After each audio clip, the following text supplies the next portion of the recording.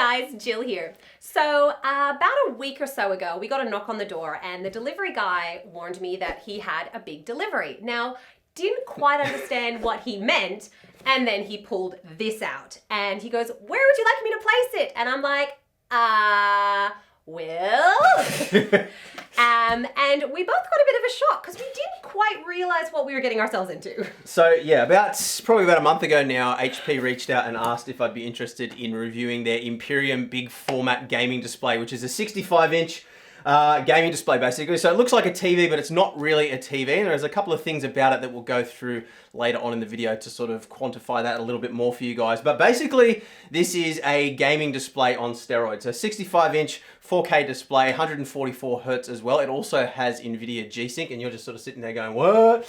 But it's big. You're gonna learn. You're gonna learn. So yeah, 144 hertz, G-Sync compatible as well, and it also has NVIDIA Shield built into it too, so you can use it for media consumption, things like Netflix, casting, streaming, all those sorts of things. So we'll be testing all that kind of stuff out as well. Now we're not going to set it up in a sim rig today. This is going to be a more generic style setup style video. Where we'll just sort of run through the main features, give you my overall impressions and Jill's as well. I'll run through a couple of different types of gaming, and then we'll probably save the sim rig type stuff for a little bit later on once I've got to know the display a little bit better. But yeah, first things first, we've got to get it all set up. Now it does come with a little aluminium stand, but we're not going to be using that simply because I don't have anywhere to put that. But what I did do is purchase a little freestanding monitor stand here, which is on wheels. So the idea is hopefully, well, the plan at least is I'm going to be mounting it on this today, and that will allow me to sort of move it around in the studio as need be if I want to use it for sim racing or normal gaming, or even as a backdrop display for future videos, things like that as well. So let's get stuck into it. How much does it weigh again? I think the TV's only about 35 kilos out of the box. So okay, we can do this. It should be okay. All right, let's get going.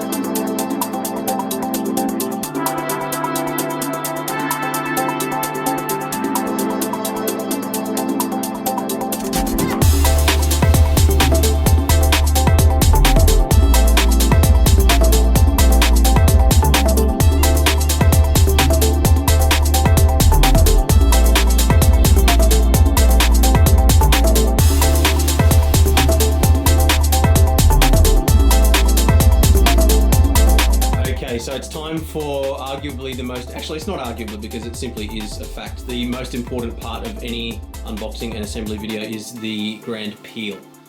Do you know what that is? It's like where you peel the plastic. It's where you peel the plastic off. Ah. So this has got plastic all the way around the entire bezel. And so many people are going to be so jealous of this, but you get to do it. Yes. So start over this side. It's like getting the first scoop of ice cream. Exactly, or the first little scoop of Vegemite. Vegemite, yeah. Most people in the world won't know what the hell we're talking about here, but yes, Vegemite. Take these off? Yep. Whoa. That was fun. Satisfying. Alright. Yeah, it'd be a lot easier if I had nails.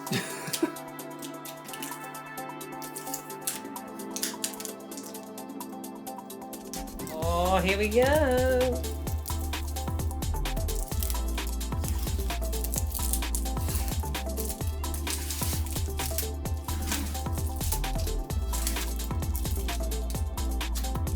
It might get a little bit stuck up underneath that bit. If it does, don't worry about it. I can loosen it off and get that out later. I figure that might be a problem.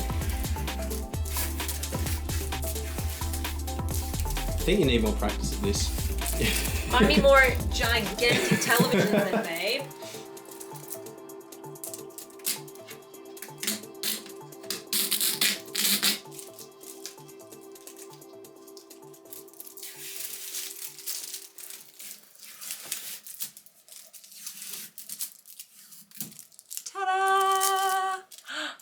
so satisfying.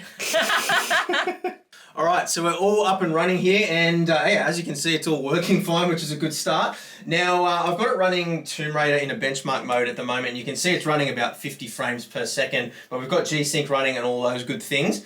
And it appears to be super smooth, but we'll take a look at that stuff in more detail once we sit down and actually do some gaming. But what I wanted to do now is basically just run you through some of the various different bits and pieces, some of the stuff around the back as well, inputs, outputs, all those kinds of things. And yeah, we'll cover a bit more detail on some of the specifics a little bit later on. So come around the back now, Jill. As you can see, we've got it on this wheelie stand that we built before, and that's all actually worked really well. So just come around behind here. You can see, first of all, I want to show you on the back here, we've got this LED strip. Now, that actually changes based on what's displayed on the screen, or you can set it to a static color as well. So if we want to have it red or blue, whatever you want, you can set it to be that, and then you can also have it change with the screen. We did have a separate power supply for the soundbar to the TV as well, so a little bit of extra cabling. You can see we've got 2 plugs here going up to the TV, and then you can see the light bar actually just turned off then when it changed scenes. That's all running down into the back of our Omen PC down there as well that we're running for the demonstration. That's a 2080 Ti with a 9700K, by the way, for those who might be wondering. So then we've got power going into the back of the soundbar here, as well as a 3.5mm stereo jack. And then that simply runs up to the I/O panel on the side. So in terms of inputs and outputs on the back panel here, we've got our 3.5mm stereo jack down the bottom. At the moment, that's being used to provide audio signal to the soundbar. You could also use it for analog into, you know, whatever audio system you wanted. Above that, we've got our SPDIF optical output as well, standard style jack for that. And then we've got 3 HDMI ports. The bottom one here, or HDMI port number 3, is a audio return channel as well. So if you're running a Blu-ray player or something like that that has its own inbuilt sound system, then you can use it in that fashion as well, which is a nice little touch. We've then got our DisplayPort input as well, which is obviously rare to have on a screen of this size. We've got a little diagnostics port there as well, which isn't really relevant to this video. We've got 2 USB ports here as well, which we can use for various different peripherals. You can also use it to charge things like phones or headsets, things like that. And then we also have a network port here as well, which we can use for the NVIDIA Shield, which is integrated as well. So come around the front again now. And on the opposing side of the TV, we have our little nipple, as I like to call it. Jill's laughing behind the camera. We've got a standby switch as well. And then, yeah, basically you push this in, that brings up the menu on the TV. But in addition to the nipple, we also have our NVIDIA Shield remote as well. This is used, obviously, to drive NVIDIA Shield, but as well to drive the menu system on the TV itself. So we can go through our various inputs here. So you can see we've got NVIDIA Shield, as well as the DisplayPort, which is active at the moment. And then we go into the menu itself. So we're just using the navigation wheel here, left, right, up, down. And we also have this kind of touch sensitive area here as well. Now, this is quite jerky. You can see if I come over here next to it, it's not the smoothest response in the world. It's kind of typical of the Android user experience, I think, compared to Apple. And I know a lot of people are going to hate on me for that. But if this were a Apple TV or something like that, you'd expect it to be nice and smooth. I don't know how that compares with other NVIDIA Shield devices because I've never actually used another one. But you can see it's just a little bit kind of glitchy there. But that's okay. It works. It does its job. It's just not the best remote in the world by any means. Then we go through the menu. You can see we've got a couple of different options here as well. So we'll bring up the menu again quickly here for you now. Under gaming, we've got an overclock setting. Now, by default, the TV, or I shouldn't call it a TV, the monitor gives us 120 Hertz. If we turn on the overclock setting, it pushes it to 144 Hertz. And that's just detected as an extra refresh rate that's available inside Windows. So you can just change it. Then we go down to response time. We've got 7 different levels. Obviously, I'm going to set it to the fastest. And we'll talk about response time a little bit later on as well once we get into some of the more nitty-gritty of the specs. Then we've got frame rate. So this is actually pretty cool. We've got a little display up on the top left there. You can see up the top of the screen, it says 100 and whatever it's saying at the moment. So that is a frame rate that's actually being counted off the input from the game itself. Let me just run this benchmark again. So we've got stuff happening on the screen. We can also change the color. So white, red, yellow, or green. And also the location as well. So we can change it to top left, bottom right, and so forth. Message timers, we don't really need to worry about. There's just a bunch of configuration for various different prompts, things like that. Crosshair, so if we switch that on, you can see over here, we've got a little crosshair in the middle. So good for first-person shooters, a bit of a cheat. And you can configure that in a few different ways as well. So you can turn on and off the dot in the middle, the cross, So you can make it just a dot if you wanted to, or just a cross if you wanted to, and so forth. So a nice little touch there. Probably not something that I would use, to be honest, but some people might find it particularly useful. I don't know. Me. Jill's putting her hand up. Then we can also adjust the transparency as well of that. Ambient lighting. So this is where I showed you before. At the moment, we've got it set to screen glow, so the glow that's coming along behind the screen. And I might actually just quickly turn off the light so you can see this a bit better. So let's just do that quickly. Oh, we've got our crosshair on again. I forgot to switch it off. But yeah, you can see now with that lit up. Now, the color that you're seeing on the camera isn't as accurate as it should be. Actually, I don't know what's going on with that, but it looks a little bit more blue than it really is. It's actually matching the color of that background really quite well. Now, in terms of the LED strip itself, I don't know how many segments there are, so it doesn't seem to be all that much variation across the length of the strip. You can see there it is kind of fading from a white color to a blue color, but it does actually work quite well, and it does add that extra little level of immersion to the gameplay when you have it up against the wall, and it's sort of extending that lighting beyond just what you're seeing on the screen. And then under picture settings, we've got a bunch of different color modes as well. So standard, our gaming, cinema mode, and so forth. Luminance, this is basically just your brightness adjustment.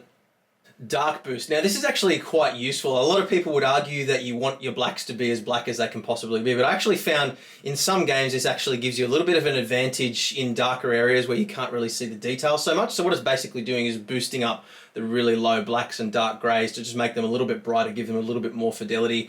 We've got a gamma adjustment there as well for the various different gamma modes.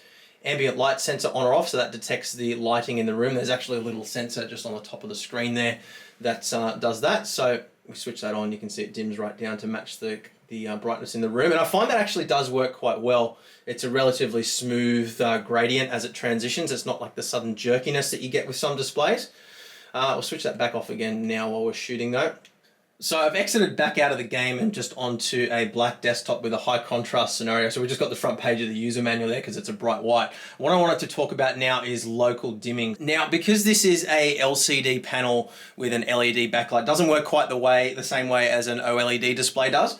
So on an OLED display, each individual pixel is creating its own light, or is its own light source, and therefore you can have maximum amount of contrast between pixels that are right next to each other. So that's how you get those really, really deep blacks, as black can be, and then the bright whites right next to them. Now on an LCD panel like this one with an LED backlight, what happens is the backlight will kind of follow around with an array of LEDs behind the panel to follow where the light and dark areas are on the screen. So this is a good example here. You can see with the high contrast area here with the user guide, we've got a bright white area here with a black area right next to it. Now, if we turn the lights off again, you should be able to see, and it might not show up all that well on camera, but you should be able to see there's a bit of a bright area just next to the white box here. Now, if we drag this even skinnier, so the white is right up against the edge, it's pretty good, and I've certainly seen a lot of panels that are a lot worse than this. I actually had an old Sony Bravia TV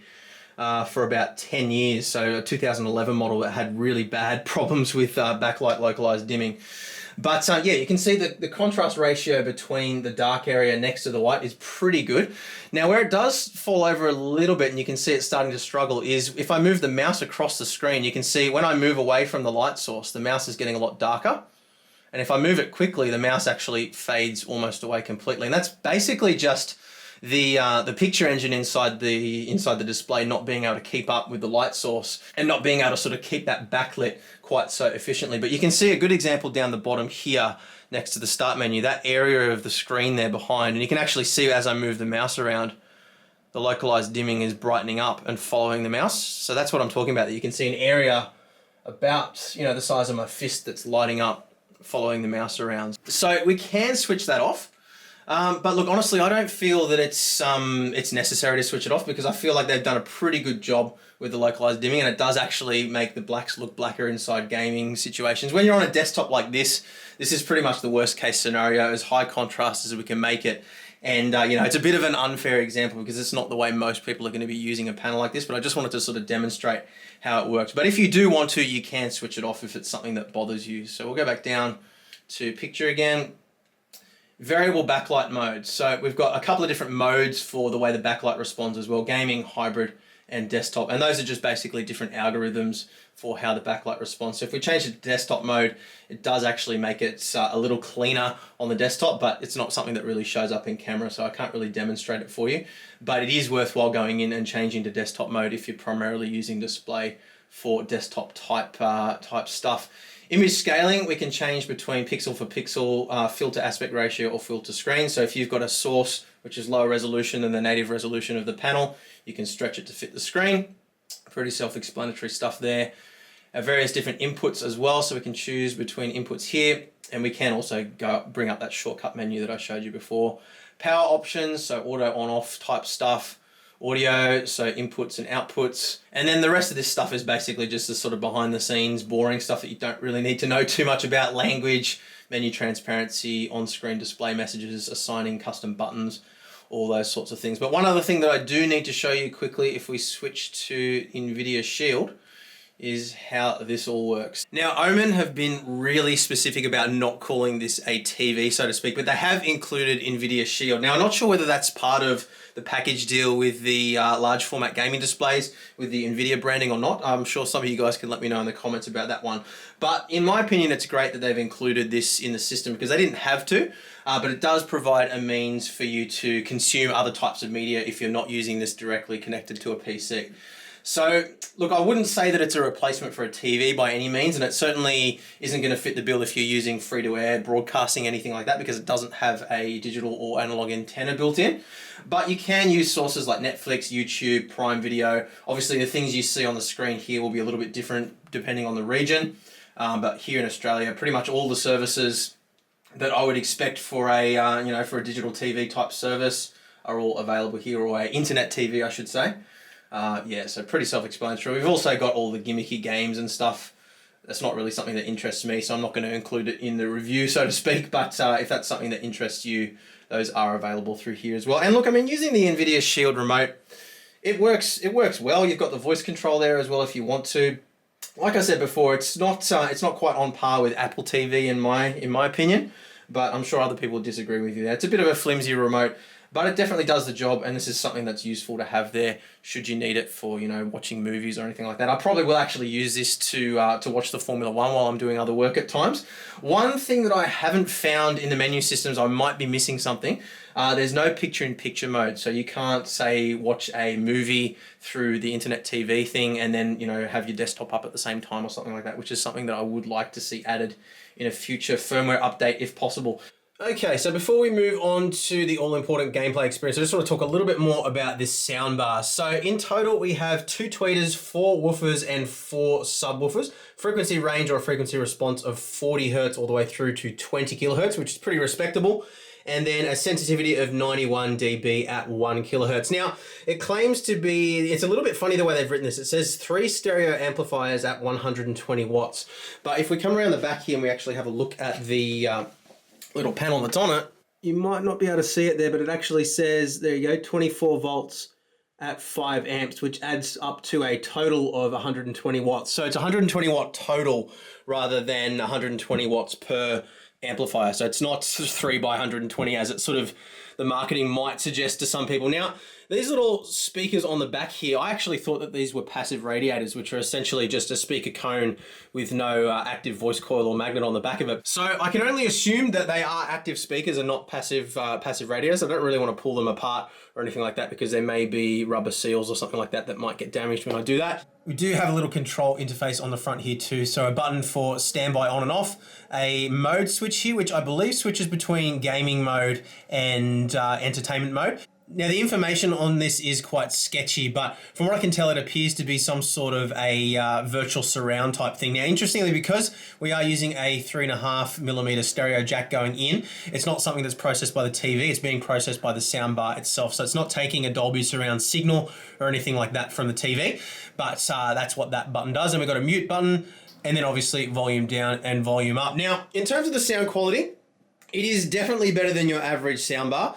It's a little bit shallow in the sort of low to mid range, so the sub frequencies are quite good. The high frequencies are very good. It's very sharp and crisp, but just there's a little bit of a hole in the frequency response between that sort of, you know, maybe 100 hertz up to 300 hertz kind of range.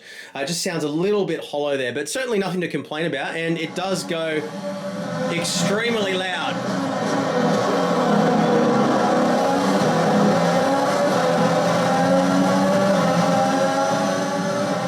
So that there was a lot louder than I would ever want it in the real world, and there was no distortion or crackling or anything like that. So yeah, I mean, the soundbar does everything it would need to do for the context of watching movies in your living room or something like that, if that's what you were going to do. I think the majority of people that are buying this screen would most likely be using a headset anyway, because that's generally more immersive for gaming. Headsets do obviously give more immersion and a better sort of understanding of what's going on around you. But yeah, I mean, the soundbar does everything it needs to do, so no complaints there. So anyway, let's move on now to some more detailed stuff regarding the gaming experience. So I've been using this monitor for a good 10 or 15 hours of gameplay now over the course of the last few days. I really wanted to put this through its paces in a large variety of different types of gaming scenarios to really sort of, I guess, find exactly where the niche for a product like this lies. And there's a couple of observations that surprised me here and a few that sort of didn't surprise me so much. A few things that I thought would be the case and a few things that surprised me. So first of all, let's talk about color reproduction and HDR. Now, I am colorblind, so I'm not the best person in the world to be talking about color reproduction, but the gamut charts that they included in the box show that the color accuracy is very, very close. And I've got to say that at least with my eyes and Jill's eyes as well, she did have a look too, and she commented on this too, that the color reproduction is very natural. It doesn't have that kind of cartoony look that some high contrast displays tend to have. And yeah, just across a wide variety of different types of games, I never found a scenario where there was any sort of strange banding or anything funny going on like that. I was always really happy with the way things looked. And although there is that little bit of backlight bleed around that localized dimming that we talked about earlier, honestly, in this context of actually playing games, it really wasn't a problem at all. It wasn't really something that I ever really noticed, even in a really dimly lit room, or even with the lights off completely, where the game itself or the display was the only source of light. So yeah, no complaints there in terms of contrast ratio. One thing that I will comment on though, however, is that the viewing angle with this display isn't fantastic. So if you move more than say a meter off center, it does start to lose its contrast a little bit. The color starts to look a little bit funny. You start to get some banding and some weird issues like that. So if you're wanting to mount this as a replacement for a TV in a living room, and you've got a big couch where you're going to be sitting far off from the side, might not be the best options for those kinds of scenarios. It really is best suited to a single user or two user sort of scenario, maybe split screen in a sort of dedicated gaming space where you're going to be sitting directly in front of the screen. Now, the two biggest differentiating factors between a gaming display and a TV are input lag and refresh rate. Now, obviously, as we discussed, this display does have a refresh rate of 144 Hertz. And with that G-Sync technology, I found that it really did do a fantastic job. The footage that you're watching right now is running at around about 40 to 60 frames per second, and it really was extremely smooth. I'm used to sort of seeing screen tearing, V-Sync issues, and juddering, things like that, but it really wasn't an issue at all with G-Sync turned on. And I think that, it's one of those funny things, because people are often a little bit funny about spending extra money on a monitor that is G-Sync compatible, but in my experience, and it really does make a huge difference in terms of the overall, I guess, fluidity of gameplay is probably the best way that I can think of to describe it. Now, input lag wise, TVs in general have come a very long way in the last 2 years especially. This screen in particular quotes a response time from grey to grey for the pixels themselves of 4 milliseconds. Now, using my crude testing methodology of recording in slow motion and then playing things back and measuring frames, I measured an overall input lag in most games of around the sort of 7 to 10 milliseconds. In their literature, they're actually quoting 9.1 milliseconds, and this is what I find to be perfectly acceptable. I find generally anything under about 15 milliseconds, you don't really notice it. It is just worth noting, however, that a lot of other TVs on the market now that aren't sort of marketed specifically as gaming displays do have pretty low input lag these days. So, when we're talking in the context of a TV that costs as much as this, or a display that costs as much as this, it is worth just doing a little bit of research out there and seeing what other options are available that will also tick those boxes. At this price range, OLED TVs are also within reach, which is another consideration.